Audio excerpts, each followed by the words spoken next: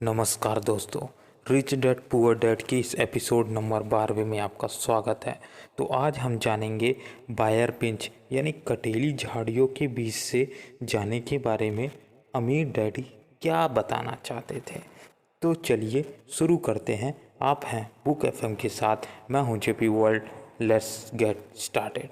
पता लगाना तुम्हारा काम है। अगर तुम सीखना चाहते हो तो मैं तुम्हें लोगों को बायर्स बेंच यानी कटीली झाड़ियों के से भरी एक जगह पर ले चलूँगा। यह एक ऐसी जगह है जहाँ ऐसा जाना थोड़ा खतरनाक हो सकता है और ज़्यादातर लोग वहाँ जाने से कतराते हैं। अगर तुम मेरे साथ चलते हो तो तुम लोग पैसे के लिए काम करने का विचार छोड़ दोगे और इसके बजाय पैसे से अपने लिए काम करवाना सीख लोगे। मैं अगर आप के साथ जाते हैं तो हमें क्या मिलेगा? अगर हम आपसे सीख लेते हैं तो क्या होगा? हमें क्या मिलेगा? मैंने पूछा। वही चीज़ जो अंकल रिमस की कहानी में बेयर्स रैबिट्स को मिला था। अमीर डैडी ने बच्चों की लोकप्रिय कहानी का संदर्भ लेते हुए कहा। क्या कोई बायर्स पेंच होते हैं? मैंने पूछा। हाँ, अमीर डैडी ने कहा, बायर्स पेंच हमारा डर और लोभ है। आपने खुद के विचारों को चुनकर या कमज़ोर या जागरूक ना होना या सामना ना कर पाना, ये सारे के सारे बायर पिंच हमें एक तरीके से बनाते हैं। इन सभी को निकालने के तरीके होते हैं। अपने विचारों को चुनना, माइक ने हैरानी से पूछा। हाँ, अपनी भावनाओं को प्रतिक्रिया करते रहने के बजाय यह चुनना कि हम क्या सोचें। बिल चुकाने के लिए पर्याप्त पैसे ना होने का डर आपको सताता है, इसलिए सुबह उठकर नौकरी करने जाने के बजाय खुद से पूछो, क्या इस समस्या का सबसे अच्छा समाधान इसी दिशा में है और ज़्यादा मेहनत करना है। अधिकतर लोग इतने में ही डर जाते हैं कि वे तार्किक रूप से चीज़ों पर पूरा ध्यान, पूरा विचार नहीं लगा पाते और इसके बजाय उस नौकरी करने जाने के लिए दरवाजे से बाहर दौड़ जाते हैं, जिससे वे नफरत करते हैं। परेशानी पैदा करने वाली स्थिति नियंत्रण में आ जाती है। अपने विचार चुनने में मेरा यही मतलब है। और हमें ऐसा कैसे कर सकते हैं? माइक ने पूछा। मैं तुम्हें यही सिखाऊंगा। मैं तुम्हें सिखाऊंगा कि अपनी सुबह की कॉफ़ी गटक कर दरवाजे से बाहर भागने वाले, हड़बड़ी से काम करने वाले के बजाय तुम अपने विचारों को कैसे चुन सकोगे। मैंने पहले कहा था, उसे याद रखो। नौकरी एक दीर्घकालीन समस्या का अकाल्पनिक समाधान है। अधिकतर लोगों के दिमाग में केवल एक ही समस्या रहती है और वह है आलसीपन। यह अकाल्पनिक होता है। यह समस्या है महीने के आखिर में चुकाए जाने वाले बिल यानी परेशानी पैदा करने वाली स्थिति। पैसा उनके जीवन को नियंत्रित करता है।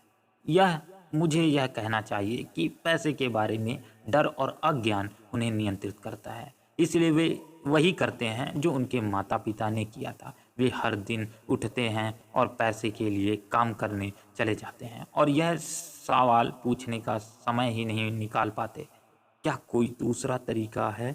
उनके दिमाग नहीं, उनकी भावनाएं उनकी सोच को नियंत्रित करती है। माइक ने पूछा, क्या आप भावनाओं की सोच और दिमागी की सोच का फ़र्क बता सकते हैं? क्यों नहीं, मैं इस सारे समय सुनता रहता हूँ। अमीर डैडी ने कहा, मैं ऐसी बातें सुनता हूँ। देखिए, हर किसी को काम करना होता है या अमीर बदमाश होते हैं। मैं दूसरी नौकरी खोज लूँगा। मैं इस वेतन वृद्धि का हकदार हूँ। आप इस तरह मुझे का या मेरा शोषण नहीं कर सकते।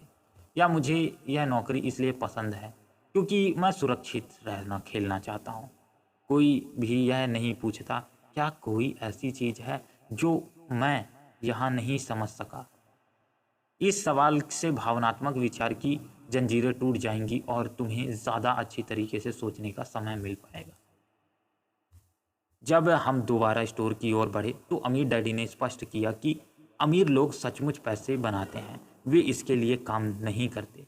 उन्होंने आगे बताया कि जब माइक और मैं शीशे के 5 सेंट के सिक्के ढालते समय सोच रहे थे कि हम पैसे बना रहे थे, तो हम उस सोच के काफ़ी करीब थे जिस तरह अमीर लोग सोचते हैं। समस्या यह थी कि शीशे ढालना या सिक्के ढालना सरकार और बैंकों के लिए कानूनी था, इसलिए हमारे लिए गैर कानूनी था।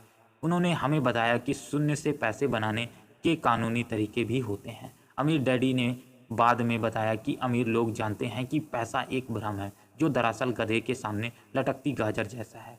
सिर्फ डर और लोभ की वजह से ही अरबों लोग पैसे के भ्रम में फंस जाते हैं और यकीन करते हैं कि पैसा असली है या नहीं।